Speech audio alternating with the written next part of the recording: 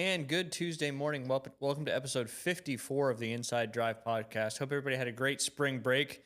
Just like that, it came. Just like that, it went. We've got Max Delighten in studio with us from Coastal Haven Lending. And then coming up at 11:30, we'll have FSU women's head golf coach Amy Bond joining us on the show today. Talk a little bit about the FSU golf team and, a little bit more about Amy Bond as well. If you followed me on my radio show, you know she was a pretty frequent guest for us on the Inside Drive. So excited to get her on the podcast. Before we get started, I do want to talk about the official juice of the Inside Drive podcast. That is Juice and Sunsets. Most people aren't getting the vitamins and nutrients their bodies truly need from everyday foods alone. Busy schedules, processed meals, and depleted soil make it harder than ever to fuel our bodies properly. When your body is undernourished, it can't perform at its best. Energy drops, immunity weakens, and inflammation creeps in. Fresh, nutrient-dense juices are simple, powerful ways to bridge that gap. They deliver essential vitamins, minerals, and antioxidants in a form your body can easily absorb, helping you feel better, think clearer, and make healthier choices one sip at a time. Visit Juice and Sunsets on Facebook to learn more, or head over to juiceandsunsets.com to place your order for pickup or delivery. Misty and her crew over there do a fantastic job with their juice. These are some of her bags that they come in, which is pretty cool stuff. Her branding is fantastic. She does a wonderful job. And then Max, of course, you're with Coastal Haven Lending. Tell us a little bit about what you guys do over there. Yeah, agreed on the juices, and we're a local wholesale brokerage over in Panama City Beach, Florida, and we're able to help you on your condo, single family home, vacation home, rental, you name it. So give us a call, 847-471-0485. For those who don't know what a wholesale brokerage is, could you explain that? Absolutely, yeah. We're able to shop your rate amongst 200 plus lenders and find you the most competitive options. Whereas, sometimes the banks might be a little boxed in, and they do, serve their purpose too on different loan products. We have a lot more flexibility when it comes to, self-employed people or just general financing on the condos here, as they can be a bit complex. Yep, absolutely. Like we always say, if you're from out of state looking to buy a property here and your lender says that they can do, what is it called? A non-warrantable condo. Yeah. If they say they can do that, there's probably a 90% chance that they cannot in fact do that. And that's why you got to go with local lenders here in Panama City Beach, Bay County, that know what they're doing when it comes to these non-warrantable condos. I mean, I've learned a lot just, with you and then of course my wife, Beth. Yeah. And then of course another great business locally that sponsors the Inside Drive, that's Golf Plus. A lot of exciting golf going on here in the next few weeks. So looking to elevate your golf game with custom fitted clubs and pro level gear, step into Golf Plus, a golf retail and fitting destination with roots stretching back to its founding in Dothan, Alabama, all the way back in 1988. At Golf Plus, the focus is simple: get you fitted right. They use industry-leading technology like the Foresight Game Changer 2 launch monitor in not one but two simulators, and advanced shaft matching systems to dial in the perfect club for your swing, whether it's a full new set or just a retrofit of your current clubs. But Golf Plus is not just clubs. Golf Plus is a full-service shop, from expert grip work and loft and lie adjustments to quality repairs and curated selection of top brands. You'll find everything you need to play your best. And now with its renovated golf shop in Panama City Beach, golfers and locals alike visiting the Gulf Coast can enjoy a premium fitting experience and apparel selection right by the sandy beaches. Whether you're a beginner or seasoned player, Golf Plus delivers personalized service, cutting-edge technology, and gear you can trust. Book your custom fitting or stop by the shop today, because the right equipment can make all the difference on the course. Located in the shops at Edgewater next to Firefly, you can give them a call at 850-249-2726 or head over to golfplusretail.com. As always, got to mention our American Charlie's Athlete of the Week. We appreciate American Charlie's sponsoring the Athlete of the Week for all the local amazing athletes we have here in Bay County. They do a $50 gift card per week. Do want to announce that they are under new management. They have a new menu and a new chef. So get out and check out all the new things there at American Charlie's. They are your favorite American restaurant, conveniently located in the shops at Edgewater next to Rocket Lanes and Firefly. They have great daily specials, private rooms for parties, tons of TVs for all your sporting events, military and first responder discounts. Still have all your American favorites: fried chicken, pot roast, wings, burgers, shrimp, all those classic American dishes. DoorDash is also now available to get your American favorites delivered right to your door. All right, Max, what do you want to start with? We could talk about some NFL updates. I want to start with, I asked you, but I'm not going to let you answer that question. I want to start with did you watch any of that flag football game? from this past weekend? I was not. I kind of stumbled across it because I was, of course, scrolling on social media and then saw some posts from it that weren't that long ago. I was like, where is this being played? I ended up finding it on Tubi. They said it was on Fox too, but I never found it on Fox. But did you see any of the highlights or anything? A little bit of it, yeah. It was pretty cool to kind of watch. And I want to take I said previously when this all first was announced that NFL players are going to be able to play on the Olympic team if they made it, of course. And I originally said that that's probably what we should do because they're such better athletes. But then after watching USA just absolutely boat race both of these NFL teams, Jake Paul and IShowSpeed were on one team too, so it wasn't just NFL players. But the USA flag guys, some of those guys are insanely fast, but what really impressed me was the play calling was pretty special too. But then they have the ability to kind of like almost go all the way down to their knees when they're running, which is just so hard to do. But it drops the level of that flag. It makes it so much harder to pull. You can just see when you play and practice flag football constantly, you're just so much better. And the NFL guys, I mean, I thought they did okay. The championship game, the team that was coached by Shanahan and had forget the quarterback. It was Joe Burrow, and I think they just used the one quarterback thing. They held their own in that championship game, and I think they only lost by 8. But when the USA team played the first 2 games against the NFL guys, they absolutely smoked them. I think they scored like 83 points to like 27 or something. I saw like Devonta Smith running a route too, where IShowSpeed's kind of hanging with him. And that guy is a little bit obnoxious sometimes, but his athletic ability is insane. He was pretty much going stride for stride with him, which is. That's not a slow guy. No, yeah, Devonta Smith's one of the faster guys in the league for sure. But kind of getting back to that point, if the NFL really wanted to put a team together that can compete with that USA guys, they need to not have guys that are full linebackers in the NFL. They need to have DBs, wide receivers that are all fast because it's all about speed in flag football. And the USA flag team certainly showed that. And the one quarterback, Doucette, had a interview on the Rich Eisen show yesterday, kind of affirming what he first, because when they first started NFL players, he was all pissed off about it. He's like, they don't know how to play this game. We've been doing this our whole lives.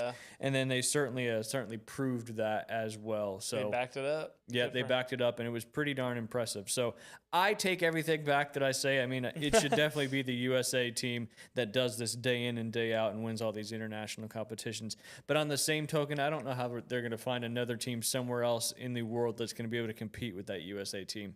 I could be wrong about that as well. But I also think this is really, really cool just for the game of football, especially with the rise of girls flag football, at the high school level, but then at the collegiate level as well. So yeah, it's good to grow the game, right? Yep, absolutely. Everybody can pretty much play flag football. And then all the people were saying, well, put the pads on the USA team. Well, yeah, no kidding. If they wore pads and they played real football, they would get killed, kind of just like the NFL guys got killed in regular flag football. So that's not even a point to kind of bring up. Yeah, exactly.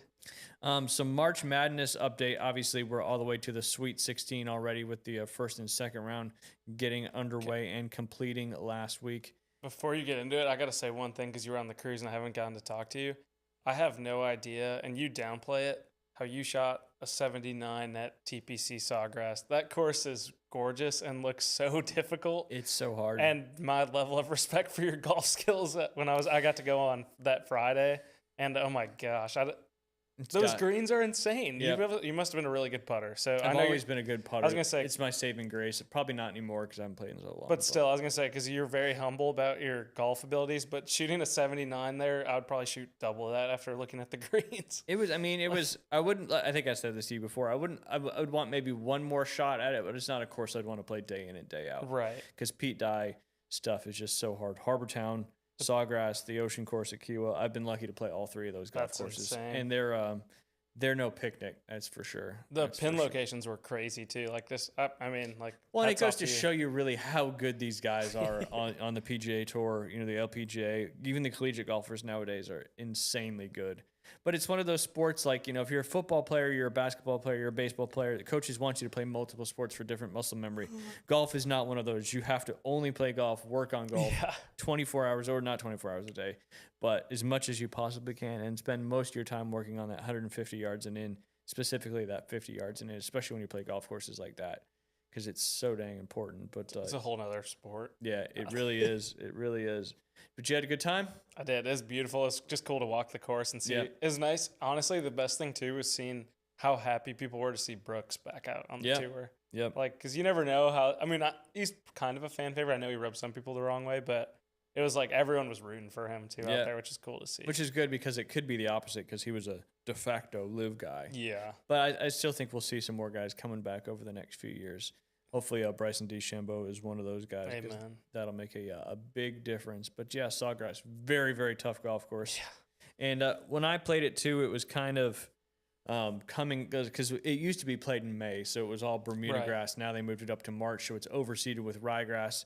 And we kind of played it when they first started doing that a little bit. So the ryegrass, in my opinion, is a little easier than the Bermuda grass because Bermuda rough, as you know, the ball can just sit all the way down on the soil, and you have no way to get it out. At least in ryegrass, you can get through it with a wedge and stuff like Still that. though, It's still very, very difficult. But yeah, cool track, cool golf tournament, and congratulations to who won it again?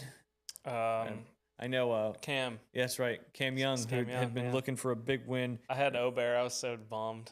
He just I love him so I much. know. His game is so good. His golf swing is so beautiful. But like the Masters, I don't know if it was last year or a couple years He ago. gets mental. He just at some point on Sunday during that round, something is going to go haywire, and that certainly happened. Yeah. I forget which hole he collapsed on. People were following him with like the Viking hats on and the braids. Love it. Love it. Ober, let's see how he does in the Masters coming up in a couple weeks, which Oh, is gosh. literally right around the corner, which is crazy to believe that we're almost to Yeah. Masters week. Sorry, I just had to add that sidebar in because I No, was it's like, okay. I was thinking about your round there. I was like, oh my gosh, that's disgusting. I mean, like you said, you can make up a lot of mistakes by putting well, and that's always. but that's not an easy place to putt well Yeah, though at all. I mean, I kind of grew up playing on greens like that, so it's just more comfortable for me, Yeah. I guess you could say. Yeah, But well, I need to get back out there on the golf course. to those sometime in watching, life. Ryan's downplaying it. It's impossible. It's fun. That's how I look at it. It's an Yeah. opportunity to make some crazy putts and have a good time. Yeah. But yeah, we're already into the Sweet 16, which starts on this Thursday. Anything surprising to you so far, Max, in the tournament? I mean, I know we've had. Iowa for sure. Yeah, Iowa the- certainly knocking out Florida, and I think the Big Ten is like 13-3 or something like Yeah. that so far in games. 7 Sweet 16 teams. Honestly, the crazy thing too with Iowa is like, well, Iowa Nebraska. That's a for those not from the Midwest. That is Yeah. a big rivalry. That's Civil War stuff right there. Well, and the fact that Nebraska is doing what they're doing, going from never winning a tournament game to before now all the way to the Sweet 16 to play their, like you said, Civil War rivalry, Iowa Nebraska in the I believe that's the South region there of the Sweet 16. Yeah. And then kind of my opinion on Texas being an underdog or Yeah. in my opinion, that's not true at all because Texas has so much NIL money between Right. the entire school. So their 11 seed is just because they kind of lost a lot of games there in the SEC. But just further proving that the Big Ten seems to be the conference to beat in these Maybe. major sports now, with not just the college football playoff, but also the NCAA March Madness tournament on the men's side, probably on the women's side too. But I hadn't really Yeah. looked too much Well, into that. I know it's good to see. We'll see. I mean, Big Ten hasn't won a Natty in hoops since 2002, I think, with Michigan State, and so it's a numbers game. It's 7 of 16. Yeah, you got a good shot. You got a good shot. Um, If you were to pick one team to win from here on out, who would it be? It's a tough one. I know. I'm gonna stick with Houston. I think Houston just is nasty. I think they're on a vengeance tour after blowing it last year. Yep. I know a lot of people are probably relieved to see Todd Golden lose. He's not one of the more likable coaches. Neither is the Mick Cronin Hurley match. Mick Cronin, being a Big Ten guy, he is just the biggest crybaby. It's never him. It's always need more NIL money, need more Yep. guys. What Guys do you are say? hurt. I need 5 more. 5 million more. Yeah, it's like, dude, grow up. You're also not going to get it at UCLA, which is they're a public institution, aren't they? So they've got all the money that gets funded to them has to be And- accounted for, watched out for. Yeah, and they're not. He's not hurting. I mean, UCLA has a historic, John Wooden. Like, Yep. they Yep. they have the backing, so it's just user error at that point. But yeah. He just doesn't want to admit it's coaching. But another interesting thing was Mark Byington, the Vandy coach, saying how Nebraska is getting like a home game because it was in Oklahoma City, and like it's like, man, the SEC the whole SEC tournament was in Nashville. It's like, Yeah. come on, man, like double-edged sword. I didn't hear you complaining then. exactly. But and it's still really not that close. I mean, it's still 7-8 hours, something like that. yeah, to it's get not. there? Yeah, it's just regionally, I guess. Yeah. But also, I mean, Arkansas looks good. I'm sure. I mean, Kentucky, it was starting to become like a cycle with Cal and Kentucky getting knocked out, but it's a heck of a lot better than Mark Pope, because if the ref saw Santa Clara's coach calling a timeout, Santa Clara probably knocks it out. And that was tough. I felt for them there, because the coach was doing the right thing, call a timeout, reset, and the ref just didn't see it. So that was a bummer. And the coach didn't make a big scene about it. Yeah, he could have easily. I know. And also, I think it's nice to see Rick Pitino back. Like him or hate him, he's the Godfather. He's hilarious, and I think he's like kind of like Tiger on the back end of his golf career. He's like kind of leaned into being a man of the people. Like he's always interacting with the fans, and he was stone cold after that game winner against Bill Self. And just walked out there like no big deal. Yeah, I think he was ticked because they blew the lead, and I think that was more of it, and just like out of respect for Bill Self, because that's two Hall of Fame coaches right there. But a lot of people are hating on that basketball game. I thought it was a great game just to watch from a coaching perspective, but absolutely, I don't know. It makes St. John's kind of likable to root for them to keep succeeding, because I mean, it's the Johnnies. Come on, they haven't made a Sweet 16 since what, the 90s? Yep, been a while. How close to St. John's is that? Like to where you grew up? I mean, about an hour and a half. Okay. Not really close, but close enough. Like you've been on the campus. I haven't been on the campus. Oh, you haven't? Never St. John's. What part of New York is it? It's kind of in that lower section. I don't know what you would call that. Okay. Like the Westchester area-ish, I believe. Right. Don't quote me on that. But spent a lot of time at Rutgers, of course, because a lot of my friends from college or from high school went to Rutgers. How do you say that? Piscataway? Piscataway. Piscataway. You threw me for a loop. I was like, what are you even saying? Northeast is like... It's a whole different... As well known as China to me, yeah. Yeah, it's a whole different language. Piscataway? How do you say it? Piscataway. Piscataway. Yep. Piscataway. Piscataway. I don't know. There's an A after. Like a Triscuit. Yeah, like a Triscuit. Piscataway. There you go. You nailed it. What do you think about Iowa State? I hope Johnson's back. They're tough. That was a huge win for them, honestly. I mean, they beat, and it's kind of funny, part of their game plan saying like, we know if we get up, this team just lays down, and they pretty much said that in their post-game presser, and that's kind of a tough look. You don't want to be known for that, and I know Darren Peterson has that label at Kansas, but I guess so did Mark Pope's team. But that was a common theme. Like Kentucky either was balling out and would take the lead, or they would just get blown out. Like they didn't have any close losses. Yep, absolutely. I don't hate it. It'd be nice to see Iowa State make a run. I'm always rooting for those teams that aren't as. I mean, Iowa State's been good, but not elite. Not by top any means. top of the league, good for sure. But that top tier of the Big 12 is tough. Arizona, Houston, Iowa State. Golly. Do you think another number one seed gets eliminated in the Sweet 16? What are the games we've got? You got Duke, St. John's, Arizona, and Arkansas. And then the other one's Michigan, Alabama. Michigan's fine. I think Arkansas could be the one to do it, because Arizona can just get cold from three, and that's like their Achilles heel. I mean, Achilles heel for a 2-loss team, but but Arkansas, like Cal's got the boys buzzing. So usually I'm not pro Cal, but when it's against Arizona, I don't hate it. And it's kind of fun because, we went from Kentucky now to Arkansas, and he's kind of doing the same thing he started, was so famous for doing at Kentucky, and he's kind of right back into the mix, which I think is pretty cool. And it's funny too, because like a lot of the Kentucky ex-players kind of veered away from Kentucky since the Cal breakup, and are like, we rock with Cal, not with Kentucky. So like I think Tyrese Halliburton or someone posted like, all my Kentucky boys are rooting for Cal, not Kentucky. Yep. But and I kind of like what you said too. It's like Kentucky's kind of just very easy to dislike in hoops, so it's kind of nice to see Arkansas win with Cal. And you just know Kentucky fans are fuming. Yep. And that's kind of what's it's the same thing in football, but there's just so many allegiances to basketball teams, whether you went there or not. You may just be a fan of them. So it's like you just said, the Kentucky fans are so mad because of the situation, and then just like you said, the knife just gets further pushed in because Arkansas is doing so well with their former coach. And I just feel like I'm watching like what happened in Indiana in the past 10 years happening to Kentucky in expedited fashion now. Like Mark Pope, what are you gonna do? Stick with him or still stink? Like it's like Mike Woodson all over. Yeah, for sure.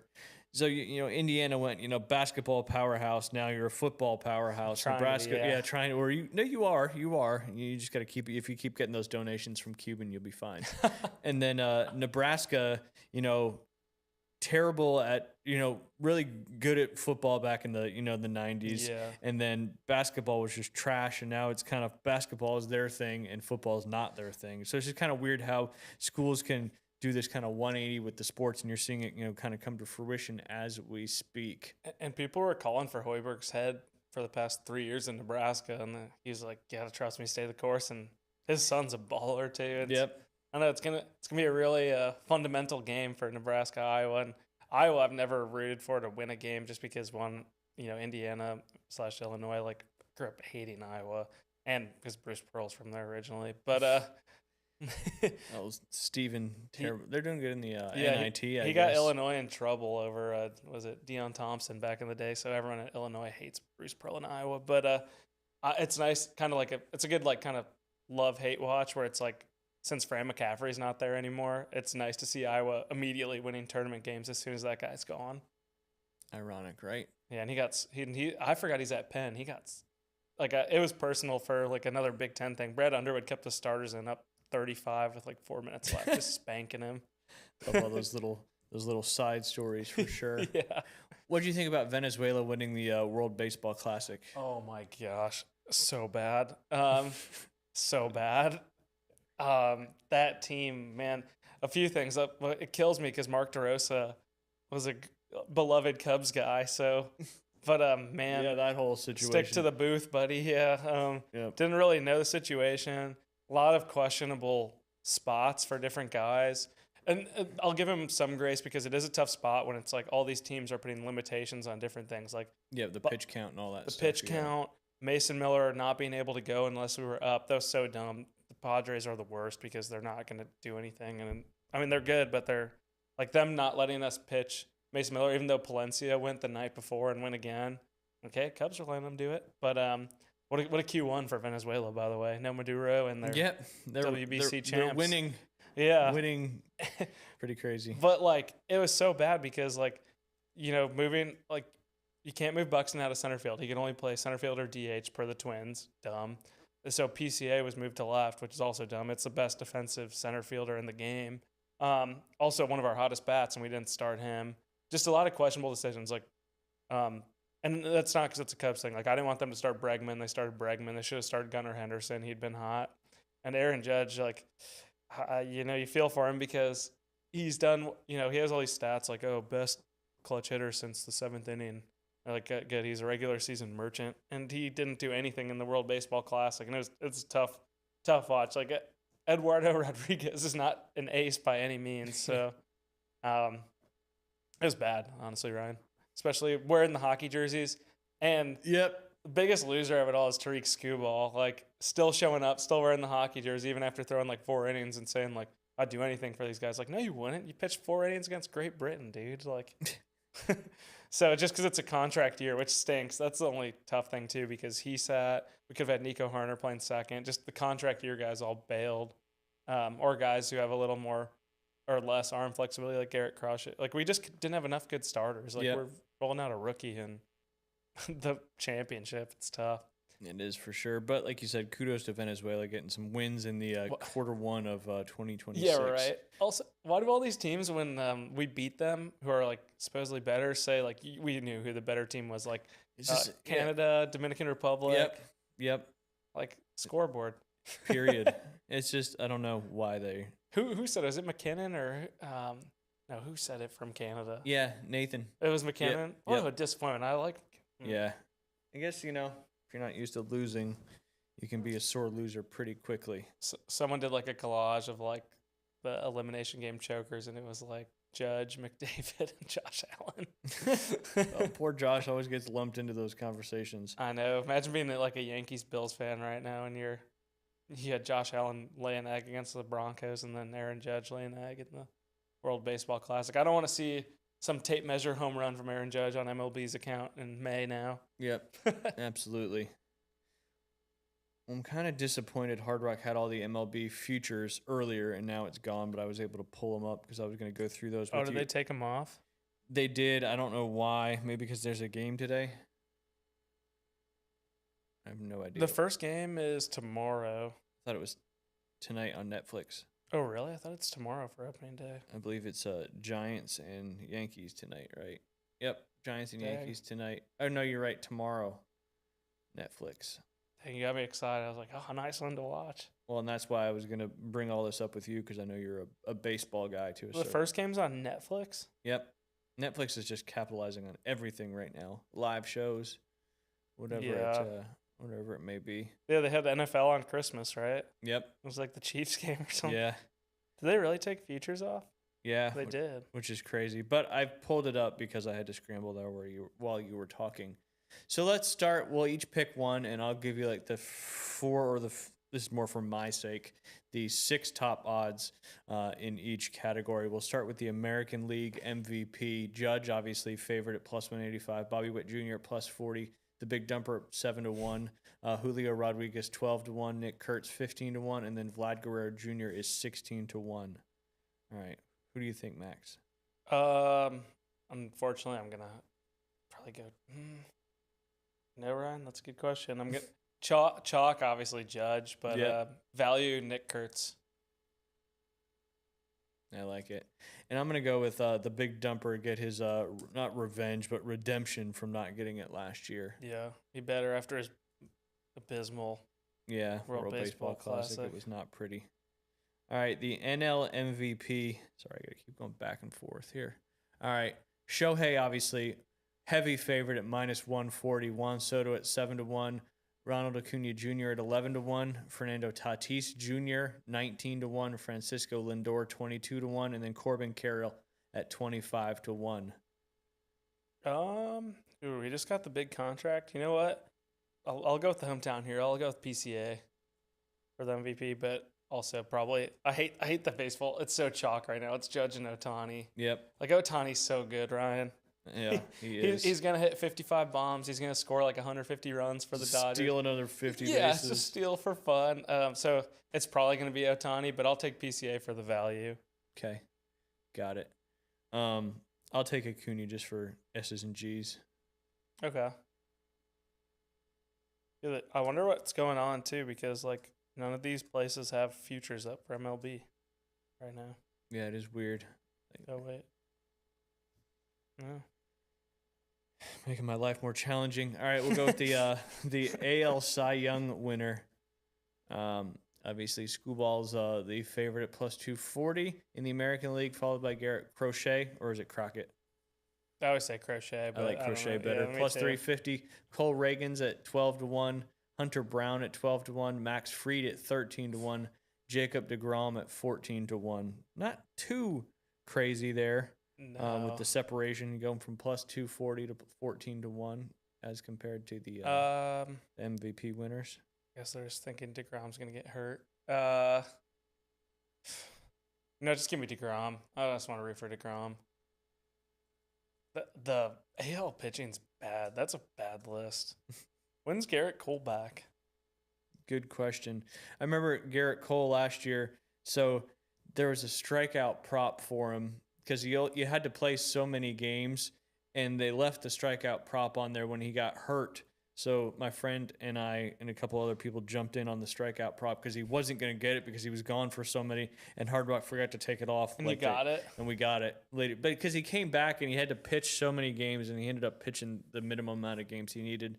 So I don't know what happened there with the Hard Rock thing. But, you know, sometimes you get a little goodness every once in a while. So yeah. I'm going to go with Reagan's. That'd be fun. Because you never know. All right. Yeah, I don't think Garrett Cole's back till June or July. Gotcha. That was Tommy, or his UCL, right? Yeah. All right. Now to the National League Cy Young Award winner, Paul Skeens, obviously plus 240. Yamamoto is 5-1. Christopher Sanchez plus 650. Chris Sale 9-1, but he's starting the season on the IR, I believe. Logan Webb 18-1 and Zach Wheeler 18-1. Don't count out Zach Wheeler coming back for that shoulder. I'm gonna take Skeens. I mean, he's so dang good. 1.96 and 1.97 ERA. He had the best stuff too. I know like some of the nerds said that they thought Nate McLean had the best stuff in the World Baseball Classic. It's Skeens for me. He's such a gamer. Yep. We need to get him off the Pirates. Yeah, needs to find another locale. Yeah, seriously. It's almost kind of like you see that occasionally happen where you get these uber talented guys that go to teams that don't really have a shot at winning the World Yeah. Series, and like you feel like their talent. I don't want to say wasted talent, but I think you know what I mean. Yeah. And you see that a lot because the best players are usually going to the worse, more not as skilled teams. Yeah. I'm gonna go with Yamamoto. Just Okay. because why not? Maybe he'll have a good year dealing with Otani. Yeah, I had a feature on Yamamoto last year. So, what was your feature on him last year? Just win Cy. It was like $10.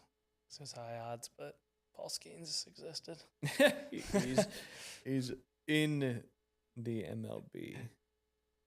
All right, we'll skip manager of the year.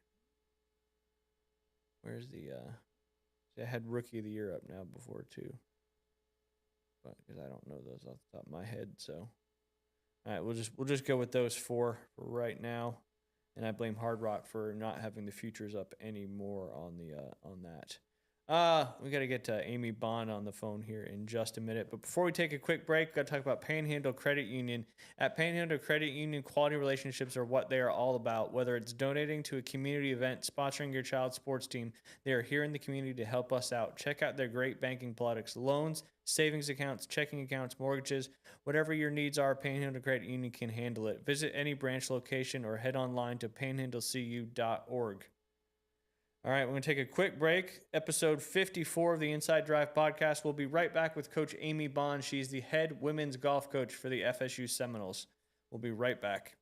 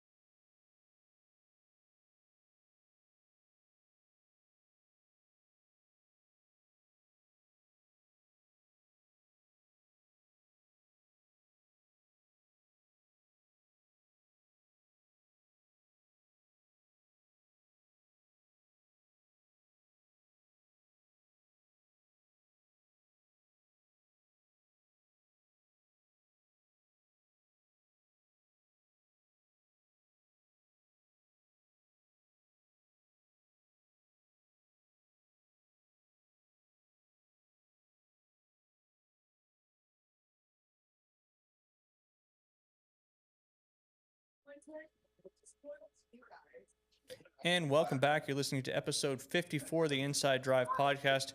All right, let's go. Today we're heading to the national stage of college golf as we welcome one of the top coaches in the country. She's the head coach of the Florida State women's golf team, leading a program that consistently competes at the highest level and develops elite talent year after year. From building a championship culture to mentoring some of the best young golfers in the game, she is a driving force behind the Seminoles' success. Coach Amy Bond joins us today to talk player development, the mental side of golf, and what it takes to win at the highest level of collegiate athletics. Coach Bond, welcome to the Inside Drive podcast. Appreciate you coming on today. Hey, thanks for having me. Always happy to be on and get to talk to you guys a little bit. Absolutely. Always a pleasure to have you on as well. Take us back. What first got you into golf, and when did you realize coaching was your path? Well, I got into golf as a 13-year-old, to be honest. I've got 3 brothers and wanted to, kind of hang out with them. So I was a baseball player growing up with them. And when I turned 13, my dad was like, I don't want you playing baseball with the boys anymore. So why don't we try a new sport? And my dad, my grandfather, my uncle played recreationally, and they're like, you should try this.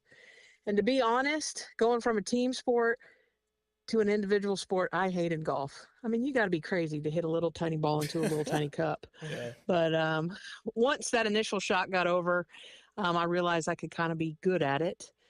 So I started playing and got the opportunity to come to Florida State and play golf. They took a kind of a big risk on me.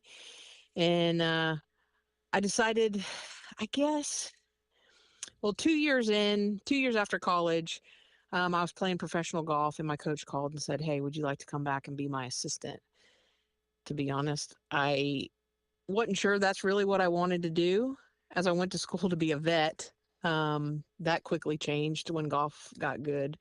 But she called and said, "Hey, you want to be my assistant coach?" Wasn't making a lot of money, so I thought maybe I could get off dad's payroll and make a little money, at least on the side. So I came back and was a coach and coached and played for 2 years, and then realized the good Lord had it out for me to be a coach and not a golfer. Too many bad days on the golf course. Um, wasn't making any money. So coaching is what I got into, and now I couldn't see myself doing anything different. Awesome, awesome.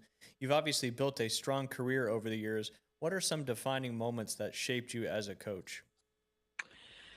I think every day as a coach, I'm shaped in one direction or another. But, early on, I realized that part of coaching is obviously helping others achieve their dreams. So I had to continue to grow as a person and understand that, I needed to be able to listen to other people's views, learn from other people.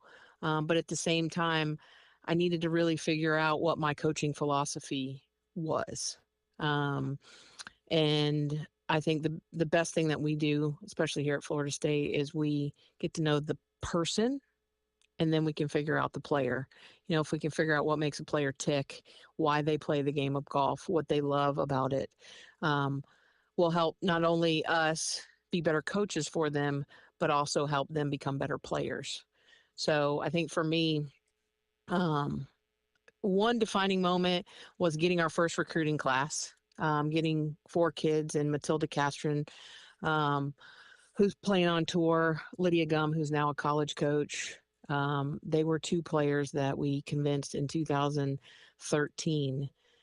We convinced them to buy in to help us change the program.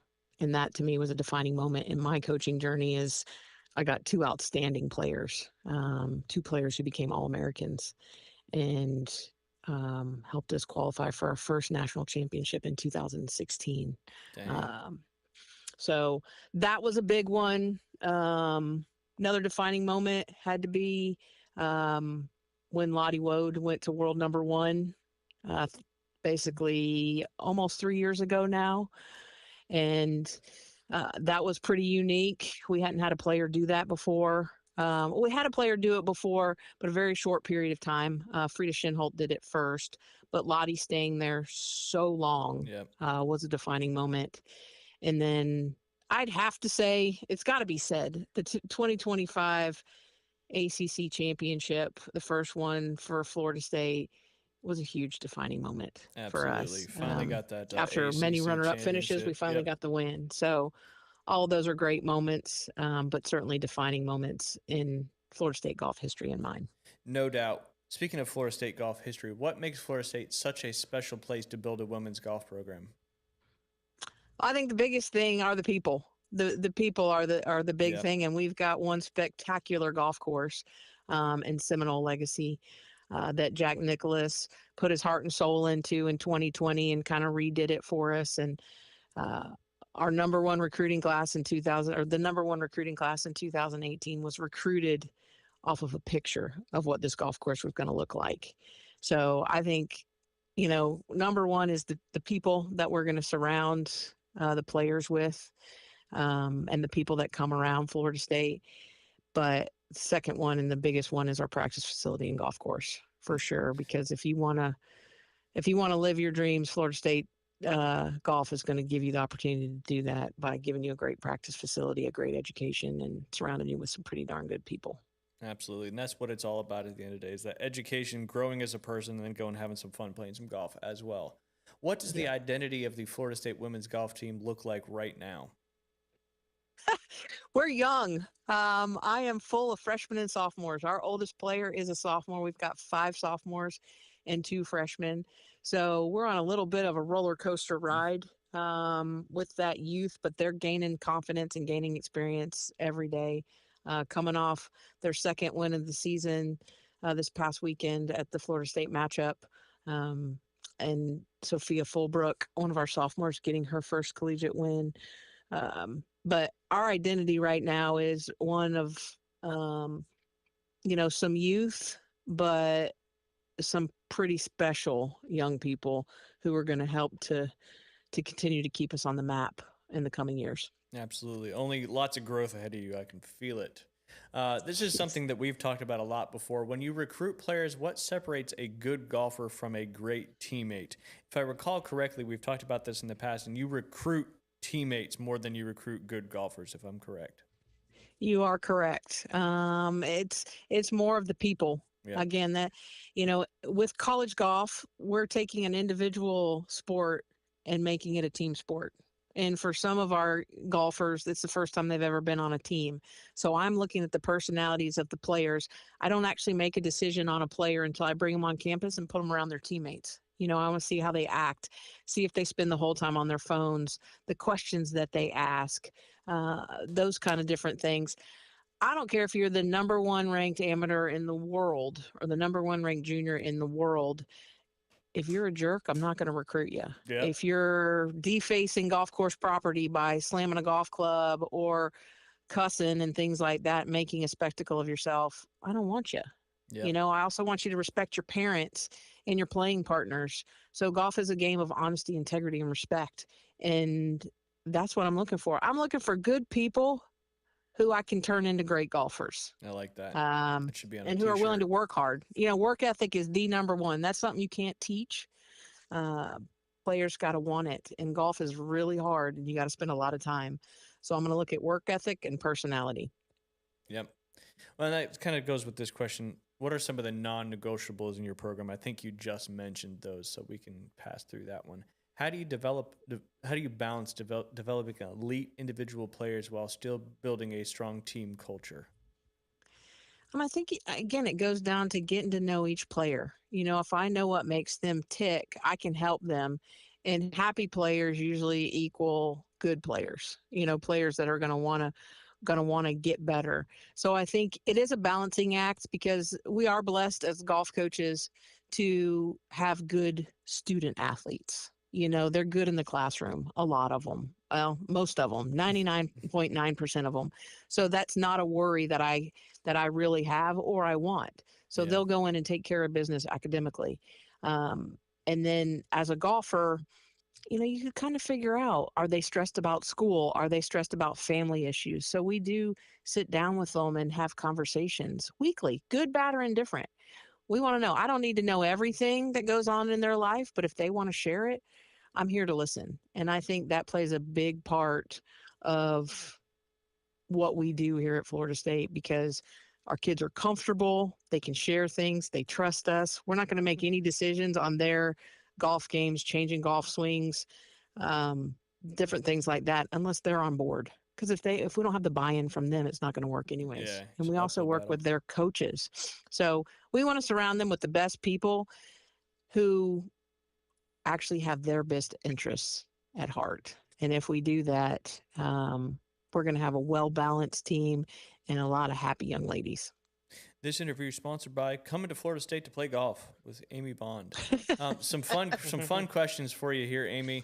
What's your go-to course you love to play when you get the chance? Ooh, that's a good one. Probably my favorite golf course of all time, and it may surprise some people. Internationally, it's Prestwick Golf Course in Scotland. I just loved it. I've played it one time, but I would go back in a heartbeat.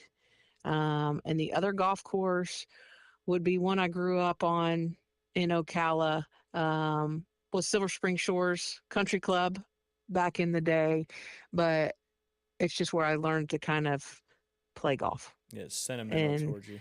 yeah, sentimental value. Of course, the dream course would be Augusta National. I've walked around it many Yeah, times. I was gonna but say never had the you've been opportunity on it to a play bunch of it. times to watch your players play, but the fact that you still haven't got the chance to play it yet is we got to make that happen for you, and I'll come along with you as well. Please do. Anybody's welcome at that point, but that would be a dream, a dream for sure. You remember Jay, my co-host on the radio show? I'm sure you do. Yes. He's gotten to play it before, and I never let him live that down. The fact that he gets to play it, and I worked in that market, as you know, for a long time, and they used to let all the assistant pros in the area play during one of the days during media week. The year I started there as an assistant, they stopped doing that, so I was so close, No. but yet so far. So one day maybe I just got to meet a member and get invited. Maybe one of my doctors will be a member at Augusta National, and they can bring me. That'd be Yeah, cool. we need to make more friends. Yeah, You know, friends in maybe high at some places. point, Lottie winning it the Annual will get her an opportunity to bring a couple guests. Yep, and I So was her first. I was her first ever interview after she won that, so she should definitely bring me as well. agreed. That would be fun. Who's the best golfer on your staff, or is it you? Oh, yeah, this year, I would say it's me for sure. One of my assistants, he's got a bad back right now, so he can't play. So he's out. He would probably be better if he was healthy. And our other one, he doesn't get to play a lot of golf. He's a great instructor, but he doesn't get to play a lot of golf. So right now, me, but when Robert Duck was with me, he was by far the best golfer on staff. But right now, I got to say it's me. Nice. And yeah, obviously I'm a little bit biased, but my golf game's getting better. I've played more this year already than I've played in the last 3 years combined. So I feel good about it. Well, good for you. I mean, you should be doing that and enjoying it. What's your favorite golf memory that has nothing to do with winning? My favorite golf memory that has nothing to do with winning. I would say our ACC championship in 2000. This is the tournament, ACC championship in 2023. We actually rented a house in at Pawleys Island, South Carolina. We rented a house for the week, and I have never laughed so hard in my life with everything that happened in the house and around. That week we played some really good golf. We did not win. We finished second, but I think the best thing that came out of that week is just learning a little bit about each other, because staying in a hotel room, you only have one other kind of roommate. But this week, all 7 of us stayed together. We picked up meals, we cooked, we did all kinds of stuff. So we learned a lot about one another. But I'm not sure I've ever laughed so hard in my life at the different things, the different rituals they have, whether it be what they eat or what they do prior to getting ready. Well, and or when you just the when you things they do stay after with play. somebody in a house, you learn so much more about them. That's why a lot of people, they're friends, and then if they become roommates, it may work or may not, because you don't really know everything about someone until you live with them. So 100%. And one of them had some crazy hair routine where after she washed it, she had to cover it in some, with this like bonnet looking thing. And then she came out in it. And of course I have male assistants, and I've never laughed so hard in my life, because he was like, what is that? sounds like my daughter. See that all the time. If you weren't coaching golf, what would you be doing? I would be a special needs school teacher. Awesome. Good stuff. All right, kind of our closing rapid fire questions here for you. I think I know the answer to one of them already. But the first one, best advice you've ever received in golf? Always remember it's a game and it should be played. There you go. There you go. One word to describe your team this season. I'm going to guess young is one of them. Young is one, but I would say the other word, one word would be unassuming. I like it. A player every golf fan should keep an eye on. Oh, 100% Lottie Wood. Yep. Or you want one on this team, or let's just do in one general? on let's do one on your team currently now too. Sophia Fulbrook. Okay. What does success look like for this program in the next 3 to 5 years? Oh, I think it's going to be exciting. Success is the players getting better, continuing to grow as people and as players. But I knock on wood, as a coach, I'm really pumped for the next 2, 3, 4 years. I'll say it for you. The elusive national championship for Florida State Yes. women's golf. I can't jinx you. Only you can jinx you. So as you know, we pull big time for you guys every year. So I'm excited that you got a young team that's growing and getting better every year. So the next, like you said, 2 to 4 years should be pretty exciting for FSU women's golf. Well, Amy, I appreciate your time as always. I know this is kind of last minute to have you jump on, but always a pleasure to talk Florida State golf with you. And I wish you the best of luck with ACC championship coming up here in about a little less than a month. Yes. Thanks so much, Ryan. As always, I appreciate it. Thanks for thinking of me, and go Knowles. There you go. Gold Knowles indeed. Amy, I hope you have a great rest of your day and a great rest of your season this year. Thanks so much. Have a great afternoon, and I'll look forward to talking to you soon. Yes, ma'am. Take care. All right, you too. Bye. Bye-bye. All right, you can take off your headphones, Max. Yes, sir. She's super accomplished. Yep, she's one of the best in the business, that's for sure. I didn't get to ask her one of the questions I wanted to ask. I just wanted to see if she's got anybody playing in the Augusta National Women's Amateur again this year, because she's had a lot of players play in that tournament. And Lottie Wood is definitely a name that you want to pay attention to. Former number 1 ranked amateur in the world, one of the best women golfers to ever come through Florida State University. A few more things before we wrap up today. I did want to give a kudos to the Mowat Middle School. They beat us, University Academy Girls Soccer, in the championship in double overtime. It was golden goal double overtime. And our poor goalie, Ella Homestead, who played fantastic all year, kind of got screened and let one sneak through her legs that ended. We were about a minute away from PK. So congratulations to Mowat on not letting us go back to back to back, but still back to back. And still a great 3 years for Aubrey, Lucy, Janelle, Aria, and then, of course, my daughter, Ryan. And also congratulations to the boys Mowat basketball team for winning the county championship in basketball as well. Some of the local games coming up tonight, we'll get to those in just a second. I do want to talk about the Bay County softball tournament, which is going on as we speak. Just all the Bay County teams kind of playing a single elimination bracket tournament to crown a champion. Last night, you had Arnold playing Bay and Mosley playing Rutherford. Arnold beat Bay 20-1. Mosley beat Rutherford 15-0. Arnold will play Bozeman tonight at 5 p.m. Mosley will play North Bay Haven at 7 p.m. Winner of those two games will play each other in the championship the following day. All those games are played over there at the softball field at Gulf Coast State College. So if you want to go watch some awesome softball, get out there tonight, 5 and 7 p.m. You can watch back-to-back games on what should be a beautiful and fun night for some girls local softball. We got some absolutely fantastic players in our area, especially on the pitching side. And then some other local games coming up in the area tonight.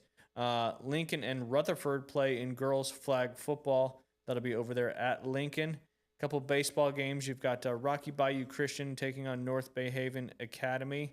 Rutherford versus Freeport. Freeport's 12-3 on the season. Softball, you've also got Port St. Joe at Rutherford. Another baseball game, Jonesboro traveling to play Bozeman. Jonesboro's 9-1. Bozeman, a great season so far, 14-4. And then a county rivalry matchup between Mosley and Arnold. That'll be at Arnold tonight. And then, as I mentioned, Mosley plays North Bay Haven in softball. Arnold plays Bozeman in softball. But Arnold also has a girls' flag football game that is going to be against Destin. It's tonight at 6 p.m. at Destin. Arnold 6-1, Destin 4-2. Should be a great girls flag football game. And then one more time, wanted to shout out Jerica Hughes from the Arnold girls flag football team. She was our American Charlie's Athlete of the Week. She had 2 pick sixes in the game against Freeport back on March 10th, right before spring break. She's our American Charlie's Athlete of the Week from that week, and then we'll have another one from this week, which will announce next week. So congratulations to Jerica. Just an awesome performance. Kind of flipped the field for the Arnold Marlins in that game, who were it was a kind of a close game there for a little while, but then Jerica kind of took over with those 2 pick sixes. Sorry, one more quick sip there. As we close today, I want to talk about a couple more sponsors. Firefly restaurant there in the Edgewater Shopping Plaza. Imagine that. Looking for an unforgettable dining experience on Florida's Gulf Coast? Welcome to Firefly in Panama City Beach, Florida, where casual elegance meets world-class cuisine.